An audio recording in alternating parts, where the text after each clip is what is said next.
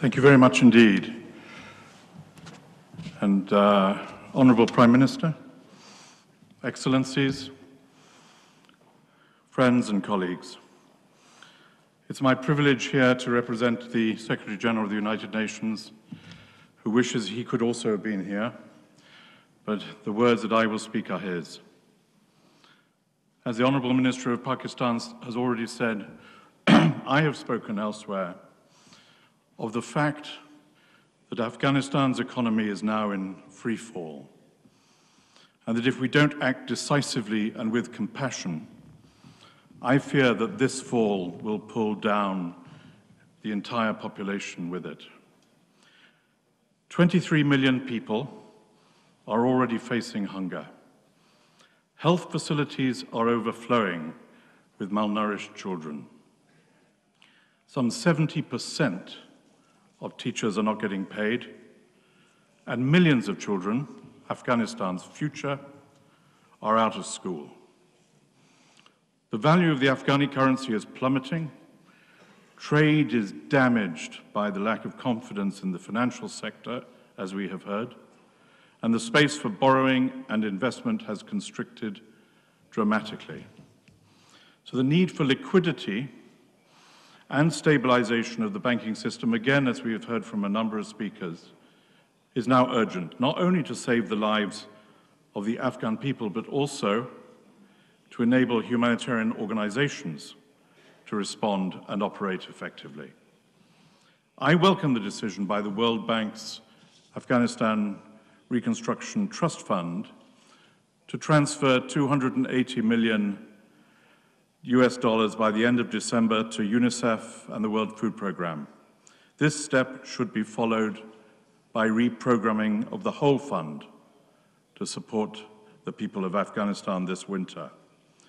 Families simply do not have the cash for everyday transactions, while prices for key commodities continue to rise. The cost of wheat and fuel are up by around 40%, and food now accounts for more than 80% of average household expenditure.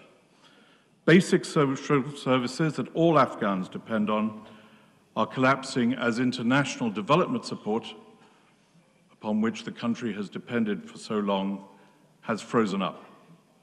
By the middle of next year, as estimated by UNDP, universal poverty may reach 97% of the population of Afghanistan.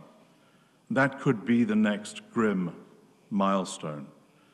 Within a year, 30% of Afghanistan's GDP could be lost altogether, could be, while male unemployment may double to 29%.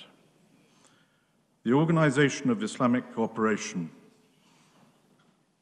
is coming today together to express the willingness, as we have heard, to help avert this disaster and to contribute to the humanitarian endeavor. And I am here to say, Excellencies, that the United Nations stands firmly with you and your efforts and your plans, and both of us in solidarity with the people of Afghanistan.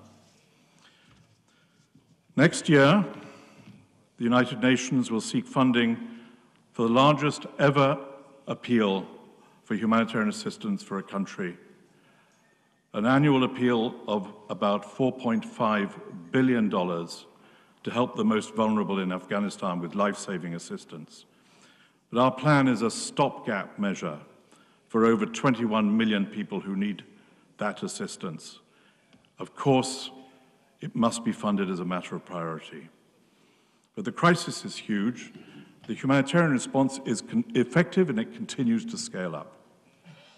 And thanks to generous donor support, the Afghanistan response plan for 2021 was fully funded, a unique achievement in these years. But going forward, we need more than this. Afghanistan will not get through the winter on emergency aid alone, again, as has been said by previous speakers. We also need flexible donor funding that can be used to ensure salaries for public sector workers and support to basic services such as health, education, electricity, livelihoods, to allow the people of Afghanistan some chance to get through this winter and some encouragement to remain home with their families. Going forward, we also need constructive engagement with the de facto authorities in a process of meaningful dialogue to clarify what we expect of each other. The consequences of inaction on these three fronts are clear, and the three fronts are emergency assistance, flexible funding, and an engagement to be clear about what we expect from each other. And if we do not act fast on these three fronts, we know that we risk the collapse of this great country, and people will run out of hope, and the region, and indeed the world, will see destabilization increase with all the consequences that we have seen so clearly in history. Honourable Prime Minister, we're gathered here today at a moment of exceptional gravity for the people of Afghanistan. We have the advantage of being forewarned of the fate that awaits them if we do not act.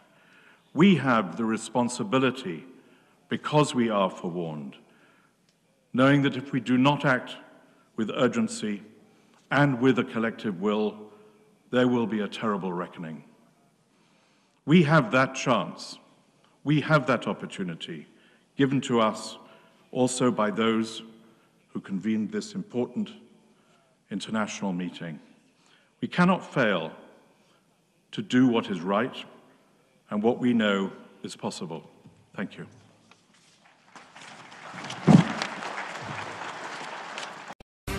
अहम तरीन खबरें अब एक click की दूरी पर। आपके पसंदीदा टॉक शोज हों या अहम मुल्की या गैर मुल्की शख्सियात की न्यूज कॉन्फ्रेंसेस, हर लम्हा बाखबर रहने के लिए सब्सक्राइब करें हमारा YouTube चैनल। मौसम की सूरत हाल हो या खेल के मैदान से खबरें, अपने मोबाइल फोन से मुल्की और बैनुल-अक़वामी अहम खबरों तक रसाई के लिए डाउनलोड कीजिए मोबाइल ऐप। बावसूख ज़राए से मुसद्दिका खबरों, तज्ज़ियों और तबसरों से मुस्तफ़ीद होने के लिए विजिट कीजिए पाकिस्तान की सबसे बड़ी न्यूज वेबसाइट www.arYnews.tv। इन सब के अलावा पाकिस्तान का सबसे बड़ा फेसबुक पेज हो, सबसे बड़ा न्यूज इंस्टाग्राम अकाउंट या फिर ट्विटर, ARY न्यूज पहुंचा रहा है खबरें सबसे पहले आप तक, ताकि आप रहें हर लम्हा बाखबर।